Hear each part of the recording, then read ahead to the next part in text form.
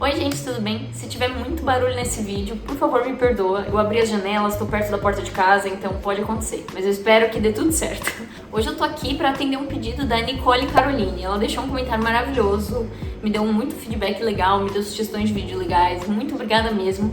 E uma das sugestões principais que ela pediu, que vai ser gravado hoje, é sobre o tema igreja, sobre como a igreja exclui algumas pessoas. Obrigada pela sua sugestão, Nicole. Obviamente, isso não é um tema que você fala de qualquer jeito, com qualquer pessoa, em qualquer lugar. Então eu escrevi um roteiro, então se eu olhar pra baixo é porque eu tô lendo as coisas que eu escrevi. Eu tive muito cuidado, muita oração pra escrever sobre isso. E lembrando que apesar de tudo isso, você pode discordar de mim e tá tudo bem.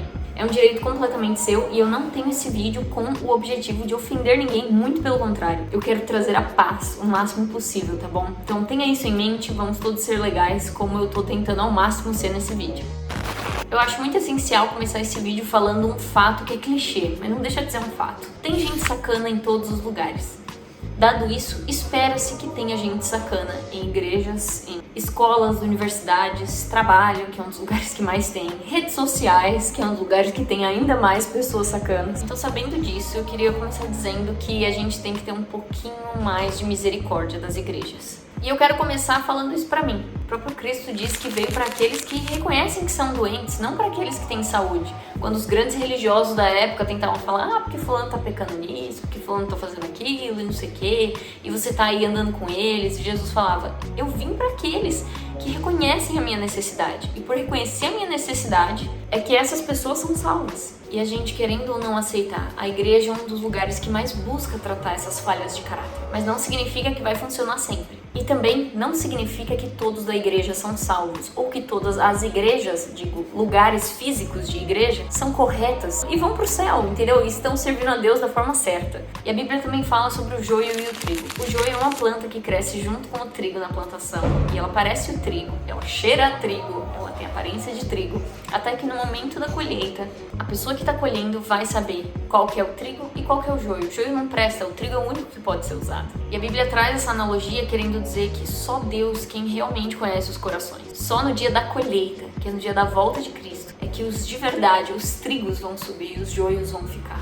Há pessoas falsas vivendo um falso evangelho. Como há também pessoas verdadeiras que estão errando muito. Eu acho essa expectativa tão pesada em cima da igreja um tanto quanto injusta, dado tudo isso que eu falei. Uma igreja que convive várias vezes com as mesmas pessoas vai ter atrito entre elas. Todo mundo que convive se atrita. Ou você vai me dizer que no seu trabalho não tem treta. Quando eu ia trabalhar, todo dia pelo menos alguém implicava comigo, ou eu com alguém, ou todo mundo com todo mundo. Na escola, então, nem se fala. Eu tinha umas 5 pessoas na minha lista de pessoas que eu odiava, umas 3 na lista que eu tolerava, e umas 2 no máximo na lista de quem eu gostava. E olha que eu brigava com elas também. Por quê?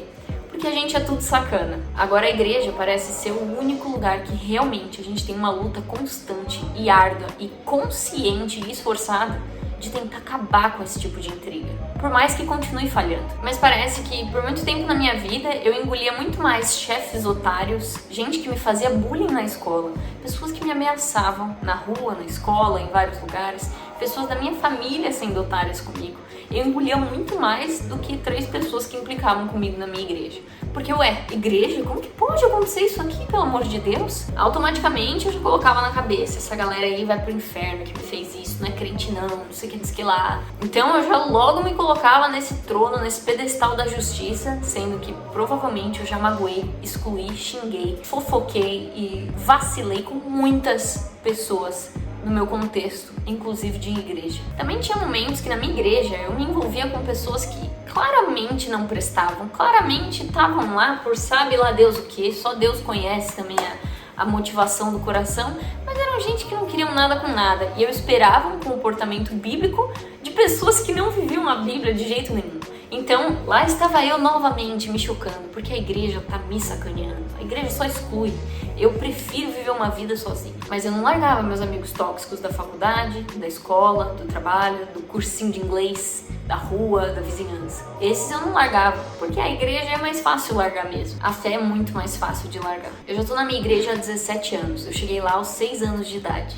Então, infelizmente, eu sei muito bem do que eu tô falando quando eu digo que muita gente nessa igreja já me sacaneou. Já sacaneou minha mãe, meu pai, meu irmão, já sacaneou minha família. E não é qualquer coisinha não, tá? Antes que você pense que fulana falou mal de mim. Isso tinha toda semana. Umas 10 pessoas até hoje falam mal de mim, com certeza, que eu infelizmente fico sabendo depois. Minha filha, se eu for contar isso, então eu já tinha explodido aquela igreja. Desde quando eu era criança até hoje, sempre tem aí uma coleção de pessoas que falam mal de mim eventualmente, como tem vezes que eu também falo mal de alguém. Olha só que coisa interessante. Já teve pessoas na minha igreja que já me humilharam em público, na frente dos outros. Que já tentaram tirar os meus amigos de mim pra me deixar sozinha. Que já sentou todo mundo junto e me deixou sozinha num canto. Que já falou mal da minha roupa, da minha situação financeira, da minha casa, dos meus pais, da minha família. Já teve uma época aí em que tinha um bando de atribulado que espalhava por aí que eu nasci com um problema mental. Porque eu tinha o meu jeito de me expressar, eu ouvia K-pop, eu usava umas roupas meio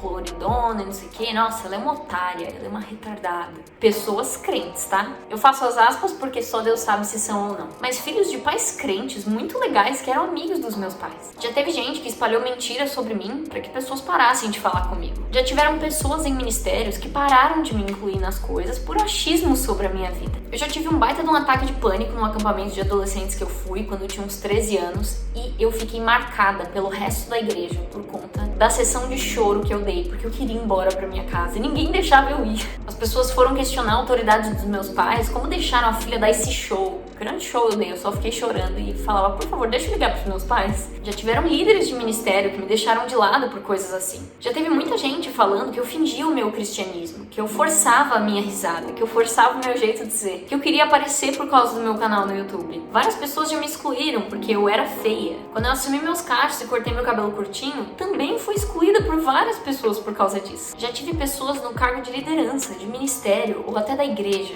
ofendendo a mim, a minha família, aos meus amigos. Coisa da pessoa vir diretamente pra mim ou pros meus pais ou falando mal, que honestamente é muito pior. Tudo isso por achismos da pessoa, porque tal pessoa que é influente falou mal e a pessoa acreditou e aí fica nisso. Já por muitas vezes tive que viver à base de remédio pra dormir por causa de algumas pessoas ali. Mas Rebeca, por que você não sai dessa igreja, pelo amor de Deus? Porque não foi a igreja que me sacaneou, foi algumas pessoas dela. Por vários momentos eu pensei, cara, não tem por que eu estar aqui. Pelo amor de Deus, tem o quê? Umas 10 pessoas me irritando. Uma é aqui, outra faz aquilo, e outra faz isso, e sei lá o quê. Mas agora, como que eu vou esperar que numa igreja de 1000 membros não tenha uma grande parcela de pessoas que vai ser sacana, não só comigo, mas com várias outras pessoas? É que a gente tem essa grande mania de olhar só pro nosso umbigo. Eu ficava, não é possível, as pessoas só implicam comigo, é tudo comigo, pelo amor de Deus, as pessoas me excluem por causa da minha roupa. Isso é um absurdo, as pessoas me excluem por causa disso. Enquanto elas excluem outras também por outros motivos, que também tá completamente errado.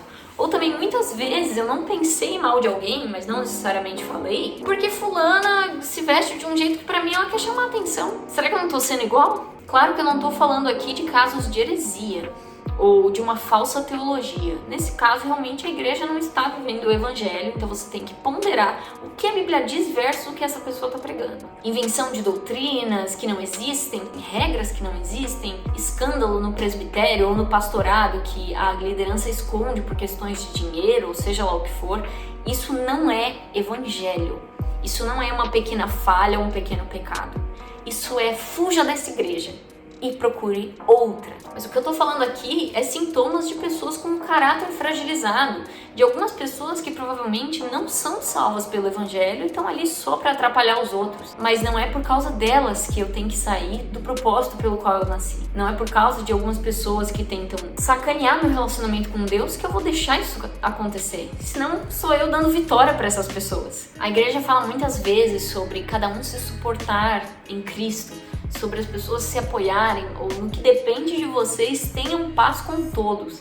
Ou seja, no que depende de você, por favor, faz a sua parte. O problema é que a gente muda muito por causa do jeito que as pessoas nos tratam, de tão frágil que a gente é. O meu ego é muito frágil, se algo me ofende, eu já levo logo pra justiça. Ai Deus, por que o Senhor deixou isso acontecer? Mas como que eu vou melhorar o meu caráter se não for na comunidade onde há muitas, e assim muitas, pessoas buscando melhorar? Não é me afastando. Eu acho que a gente tem que desviar o nosso foco dessas coisas ruins, que não são tão grandes. Tudo isso que eu descrevi pra você, que eu passei na minha igreja, parece muito absurdo. Mas quando eu pego tudo isso e divido em 17 anos de igreja, e pego as outras coisas grandiosas, incríveis que eu vivi na minha igreja e coloco na balança, Se eu olhar com um olhar de misericórdia e de Cristo, eu vejo que vale muito mais a pena estar lá. E que tem muitas pessoas querendo acertar, mesmo errando. Então, no final, será que realmente todas as igrejas excluem sempre as pessoas? Será que é tão assim?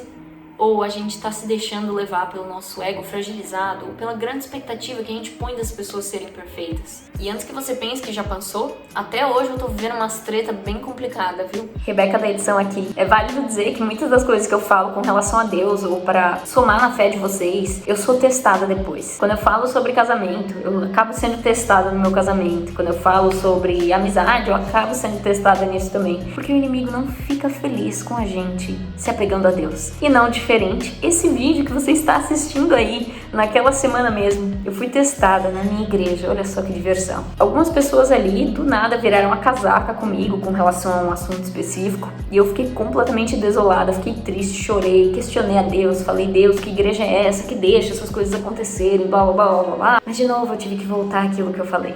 Aquelas são algumas pessoas, elas não definem o pastorado, ou a liderança, ou a filosofia da minha igreja inteira. Então eu tive que respirar fundo e, aos trancos e barrancos, tentar seguir firme, porque é por Cristo e não por aquelas pessoas. Ainda tem pessoas que eu sou obrigada a ver, que eu sou obrigada a conviver ou servir no mesmo ministério, que eu sou obrigada a fingir que nada aconteceu pelo bem da comunidade. Mas se eu olho pra elas, realmente não vale a pena. Elas não merecem, porque eu também não mereço. Não vale a pena por causa delas, vale a pena por causa de Cristo. E é por causa dele que eu tô lá. Então toda vez que acontece algum BO, me irrita, eu choro, fico triste, me sinto injustiçada, eu tenho que...